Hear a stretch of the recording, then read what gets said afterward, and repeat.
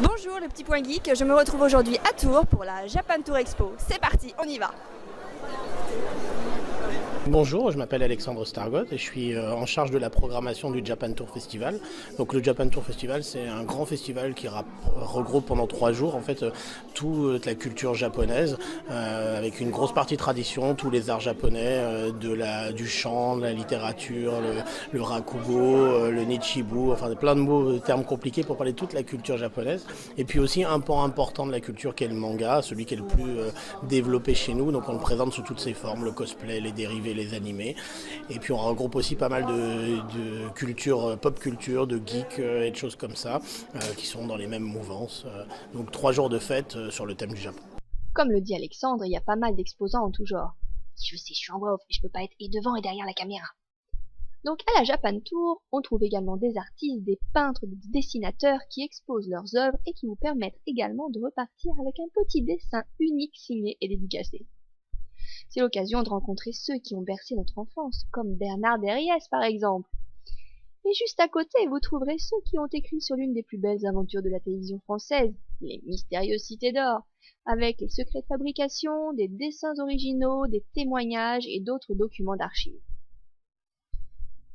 Vous trouverez également ceux qui ont fait les Totally Spies ou Martin Mystère, juste à côté. Était présente la dessinatrice de Candy, si, je vous jure. Et puis, j'ai un petit coup de cœur pour 3 Français qui se sont lancés dans un manga, Golem. On est Amandine et Alexis, les auteurs de Golem. Voilà. Donc Amandine scénarise Golem et moi je le dessine. Moi, vas-y, voilà. toi d'abord. Non, voilà, non. En fait, moi, je suis surtout connue principalement pour jouer dans Golgotha dans la série Noob. Voilà. Et du coup, comme Fabien, le réalisateur de Noob, a fondé Oli Édition, et on s'est lancé dans le projet fou de faire un manga. On a mis 2 ans et demi pour le faire, et voilà, on arrive enfin au bout. Et voilà, donc je co-scénarise le premier tome avec Frédéric, alias Sparadra, voilà, qui arrive juste derrière nous. Voilà, et c'est dessiné par notre ami très talentueux Alexis Talon. Voilà. Moi je suis issu, alors j'ai été formé dans la publicité, je suis passé par le paysage à l'ONF, la publicité et le dessin animé en tant que storyboarder et designer. Et pour me retrouver en fait à ma vraie passion, c'est-à-dire le manga. J'ai évolué dans un milieu japanime depuis déjà un bon moment. J'ai fait des designs pour des produits dérivés, voilà, tout un tas de trucs comme ça. Puis là aujourd'hui c'est manga à fond avec Golem 2 avec lequel on va enchaîner et 3 autres projets aussi qu'on dévoilera le moment venu. En temps et en heure. Donc 4 projets en tout, voilà. Si on continue sur les artistes, il y a également des expositions dont une qui m'a touchée car elle est très colorée avec ce petit bonhomme Lio. Si vous achetez une toile, vous participerez à l'élaboration d'un clip musical animé de 2 minutes 30. Après les artistes, vous pourrez vous essayer aux jeux de rôle, mais également des jeux sur PC et sur vieilles consoles. Ainsi, jeunes et moins jeunes nostalgiques peuvent retrouver Sonic par exemple. La Japan Tour, c'est également des surprises, des quiz, des projections, des concours de cosplay, des dédicaces, des conférences, et une bonne grosse soirée à chanter les génériques TV en compagnie des chanteurs des dessins animés de notre enfance. Valérie et Michel Barouille et Dominique Poulain. Écoutez un petit peu.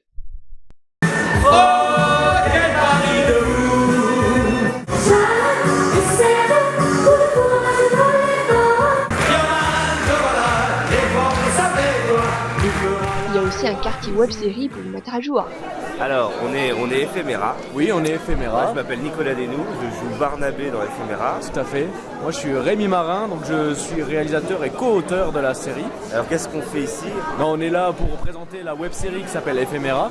Ouais. Donc la web-série Ephéméra, c'est qu'est-ce que c'est? C'est l'histoire d'un veilleur d'âme, donc qui est représentation iconographique de la mort, de la faucheuse. C'est beaucoup de mots compliqués, mais c'est très simple en fait. Oui, c'est la faucheuse, c'est la mort, tout simplement, qui travaille dans une entreprise et qui gère les décès des gens, et reçoit des contrats et va sur le lieu, le site de passage pour accompagner l'âme vers l'au-delà. Oui. Et moi, dans cette série, je joue un des comment on peut dire ça? Un éditeur, la personne qui est au-dessus du veilleur d'âme, voilà, qui prépare les contrats. C'est ça. Ouais, je suis un peu en fait une secrétaire, mais une secrétaire améliorée. Finalement. Voilà, c'est ça. Une secrétaire un peu ça, qui a peut-être pas coincé de la fesse droite, mais elle est sympa quand même. Exactement. Mais après, voilà, c'est quand même quelque chose de pas malsain du tout. pas gore, avec de la poésie, avec de la philosophie de vie, de la musique classique et des très beaux décors.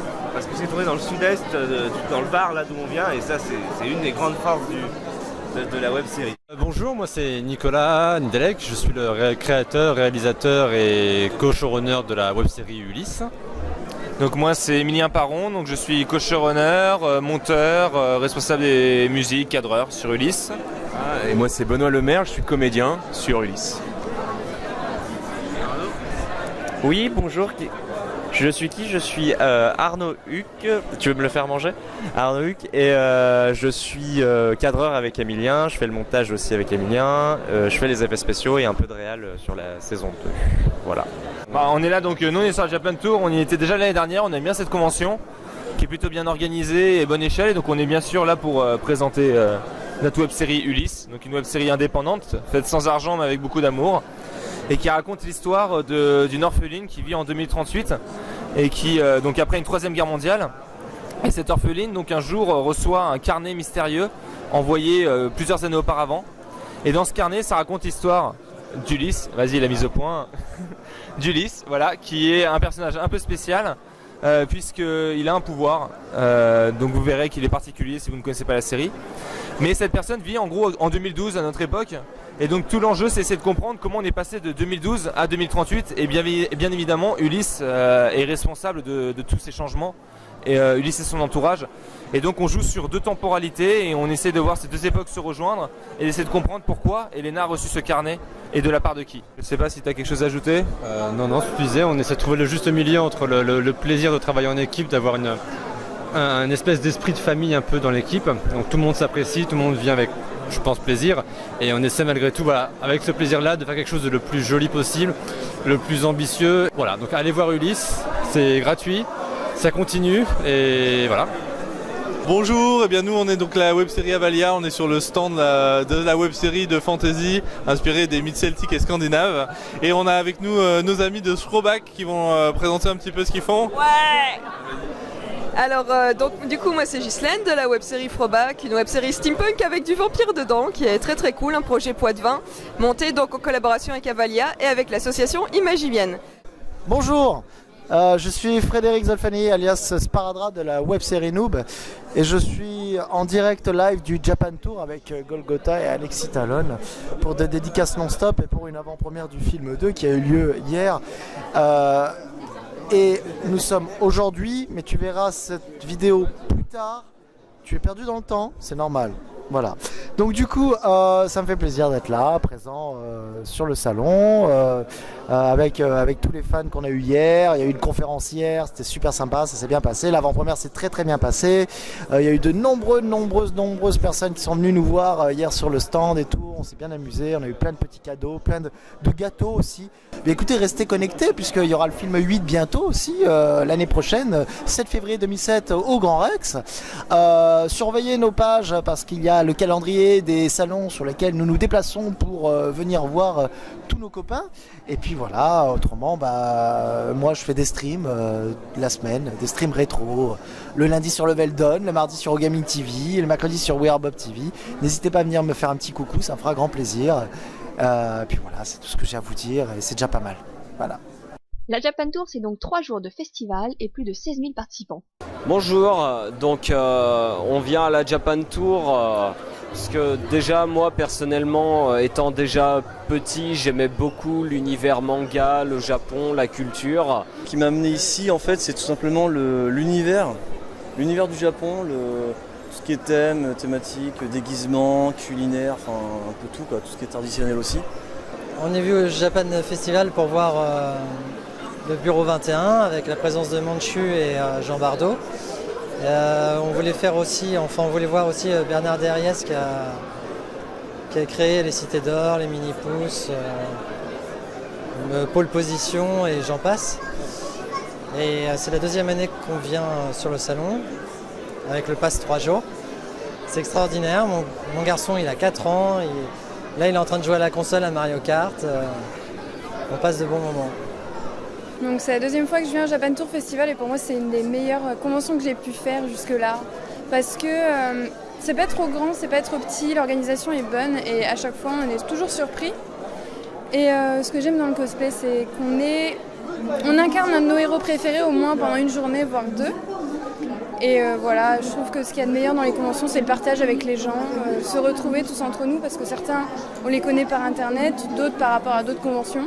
Et c'est ça qui me plaît en fait. Vive la Japan Tour. Et vive la Japan Tour. Et bonne journée à tous.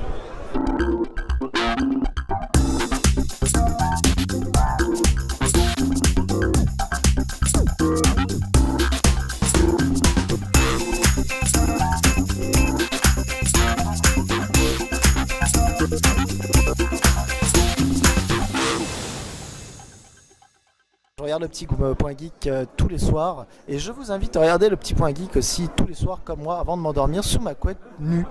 Oui, parce que je suis nu sous ma couette, ça arrive. Je vous fais un gros bisou le point geek. Je vous aime.